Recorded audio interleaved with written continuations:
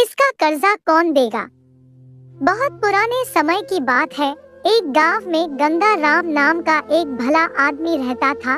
गंगा राम बहुत भला आदमी था, हमेशा अपनी क्षमता की सीमाओं से भी बाहर जाकर लोगों की मदद करने का प्रयास करता। गंगा राम के 3 पुत्र, 2 भाई और 1 बेटी थी। एक दिन दुर्भाग्यवश भले आदमी गंगाराम का देहांत हो गया था। अंतिम संस्कार करवाने गंगा राम के सभी नात रिश्तेदार पहुँचे। पंडित ने रस्म पूरे किए, अर्थी सजाई गई। गंगा राम को अर्थी पर लिटाया गया। पुत्रों और भाइयों ने अर्थी उठाई और आगे बढ़े। गंगा राम की बेटी यह दृश्य देख ना पा रही, वह वही जमीन पर लोट लोट कर रोने लगी। गंगा राम के अर्थी की अंतिम यात्रा कुछ दूर तक पहुंची थी कि एक बहुत बड़े सेठ ने उनका रास्ता रोक लिया। सेठ के साथ 2 लोग हाथों में बंदूक लिए खड़े थी। सेठ बोला, ये अर्थी यहाँ से आगे नहीं जाएगी। परिवारजनों ने सेठ से पूछा कि क्यों सेठ, क्या हुआ, ऐसा क्यों क्या रहे हो। सेठ ने जवाब दिया, आज से 1 माह पहले, साल पहले गंगा राम ने मुझसे 2 लाख रुपए का कर्ज लिया था। शर्त के अनुसार कर्ज की राशि न लौटाने पर या तो उनकी जमीन मेरे नाम की जाएगी या फिर उनके परिवार वालों से कर्जा लिया जाएगा। तो फिर अब बताओ, आप लोगों में से कौन देगा कर्जा। अब तमाम लोग तमाशा देख रहे थे। तभी उनके तीनों बेटे ने कहा कि हम तुम्हारा कर्जा नहीं देंगे।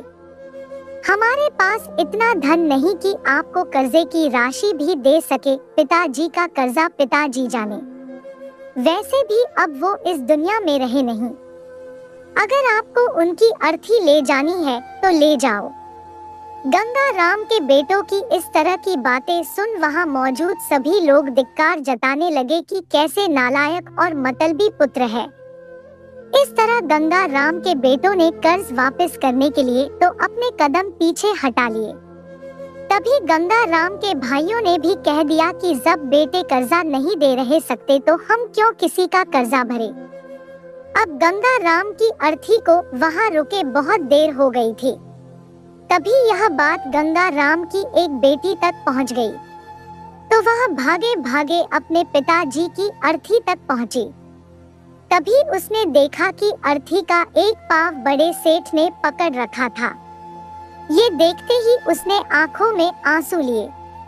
अपना सारा जेवर और जितने भी पैसे उसके पास थे वो सब सेठ को दे दिए और अपने हाथ जोड़ती हुई ये बोली कि सेठ, अगर ये सब जेवर बेचकर भी आपका कर्जा पूरा ना हो पाए तो मैं खुद मेहनत मजदूरी करके आपका कर्जा चुका दूंगी, मगर इस समय मेरे पिताजी की अंतिम यात्रा को मत रोको।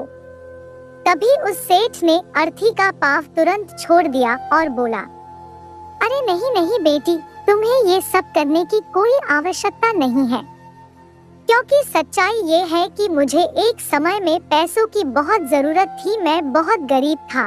तब उस समय तुम्हारे पिता ने मुझे 10,000 रुपए देकर मेरी मदद की थी।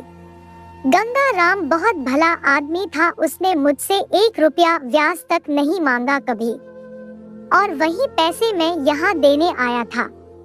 लेकिन जब मुझे पता चला कि गंगा राम का देहांत हो गया, तब मैंने सोचा कि ये पैसे किसे दूं, पैसे सही हाथों में कैसे दूं, यह जानने के लिए मैंने ये सब नाटक रचा था। तुम्हारी बातों और पिता के प्रति जिम्मेदारी को देखकर मैं समझ गया कि पैसों की असल हकदार तुम ही हो। आज तुमने साबित कर दिया कि बेटे से ज्यादा बेटी ही माँ बाप से प्यार करती है। आपके पिताजी तो नहीं रहे, लेकिन अब ये कर्ज मैं तुम्हें वापस करके अपने सर से कर्ज के बोझ को खत्म कर देना चाहता हूँ। इसलिए कर्ज को तुम लो और मुझे कर्ज से मुक्त करो। सेठ बेटी को पैसे लौटाकर और अपना आशीर्वाद देकर वहां से चला गया। यह सब देखकर गंगा राम के बेटे और भाइयों का सर शर्म से नीचे झुक गया। तो दोस्तों, इस कहानी से आपने क्या सीखा कमेंट करके जरूर बताना। कहानी अच्छी लगे तो चैनल को सब्सक्राइब करना मत कीजिएगा। ऐसी कहानी मिलती रहेगी। धन्यवाद।